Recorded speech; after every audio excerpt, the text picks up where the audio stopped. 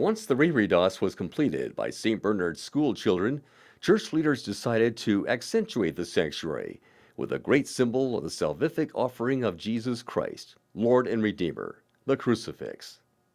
Monsignor Ferdinand Mack discussed the idea with his family since the cross was to be their contribution as a family memorial. He suggested using wood from the forest that he and his brother, Leo, owned in Forest County, Wisconsin, near the north branch of the Oconto River. They knew from both their trout fishing and deer hunting in this area about a virgin swamp that was on their property. So they asked the oldest native of the territory, respectfully known to them as Grandpa Harris, if he could possibly locate a tree or trees that could be used for this purpose. Grandpa and his son Herb located two cedar trees relatively close to the riverbank in the swamp that could be cut down and floated a short way down the river to a relatively accessible area. Before the decision of dropping the trees could be made, Mack would have to find a place where the timbers could be seasoned. The Connors Lumber Company, which operated a large kiln in Leona, Wisconsin, was approached because hardwood was their specialty. The company also recommended that Mack and Tom Flad, the church architect, meet with the Forest Products Laboratory in Madison. A specialist at the laboratory in the care of cedar was Ed Rasmussen, a Middleton resident and bowling partner of Mack. In September of 1958, the trees were cut down by Herb Harris under the supervision of Grandpa, and Mack and his brother floated them down the river. You can see actual footage of this event on our website at www.stbmidd.org. The trees measured 72 by 74 inches in circumference at the base, and the logs cut from them were 15.5 and 17 feet long.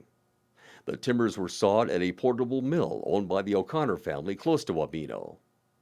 When he heard that the cross eventually would grace the wall of a church under the jurisdiction of a Bishop William P. O'Connor, the owner of the mill reportedly said, "What a break for me to do this for another O'Connor. They'll cost you nothing." The Harris family transported the 5 logs to the garage of the rectory, which is now the parish office, where they were stored and seasoned. Rasmussen checked them regularly with his scientific equipment. In November, the logs and the bark, also referred to as cull, were taken to the semi-heated warehouse of H.F. Simon & Son Incorporated, the company contracted to build the church. At the end of December, they were moved to the basement of the parish school building. A month later, they were sent to the workshop of the Cathedral Craftsman Company Incorporated in Waukesha, Wisconsin, and left under the care and carving talent of a Hungarian refugee of World War II, according to the church history. The corpus, or body of Christ, was carved of lindenwood by the Heinzen family in Oberammergau, Bavaria, the native land of Mack's family. Lindenwood, also known as basswood, is favored by furniture makers who like the wood's straight grain. It is also used for dimensional lumber and wood veneer surface and for carving. The linden tree is such a favorite of the bees that it's sometimes called the bee tree.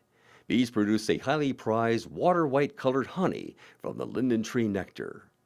The wood choice was appropriate because, as we know, St. Bernard is the patron saint of bees and beekeepers. The cross was shortened in 1989 so the whole crucifix could be lowered as the sanctuary was being remodeled.